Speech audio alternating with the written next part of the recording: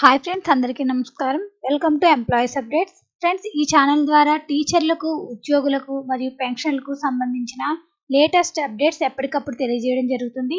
ఈ వీడియో కనుక మీకు నచ్చినట్లయితే లైక్ చేయండి, షేర్ చేయండి, అలాగే మన ఛానల్ను సబ్స్క్రైబ్ చేసుకోండి. ఉద్యోగులకు చెల్లింపుల్లో రెండంచెల భద్రత. సిఎఫ్ఎంఎస్ ఐడి ఉన్న ఉద్యోగులు, పెన్షనర్లకు వర్తింపు. సిఎఫ్ఎంఎస్ ఐడి ఆధార్ మొబైల్ నంబర్తో అనుసంధానం. ఆధార్తో అనుసంధానమైన మొబైల్ ఫోన్కు ఓటీపీతో సురక్షితంగా CFMS login.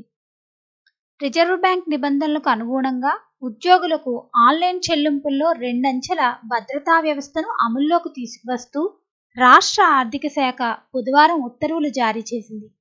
CFMS herb applications ద్వారా చేసే లావాదేవీలకు రెండంచెల భద్రతను తప్పనిసరి చేసింది. దీనికి అనుగుణంగా రాష్ట్ర ప్రభుత్వ సేవలు పూర్తి సురక్షితంగా అందించేలా సిఎఫ్ఎంఎస్ ఐడి ఉన్న ప్రతి ఉద్యోగి, పెన్షనర్లు, వ్యక్తులు తమ సిఎఫ్ఎంఎస్ ఐడిని ఆధార్ మొబైల్ నంబర్తో అనుసంధానం చేసుకోవాలని ఉత్తర్వులు జారీ చేసింది. సిఎఫ్ఎంఎస్ హెర్బ్ అప్లికేషన్స్లో సురక్షితంగా లాగిన్ అవ్వడానికి ఆధార్తో అనుసంధానమైన మొబైల్ ఫోన్కు వచ్చే వన్ టైం పాస్వర్డ్ ఓటీపీ నమోదును తప్పనిసరి చేసింది.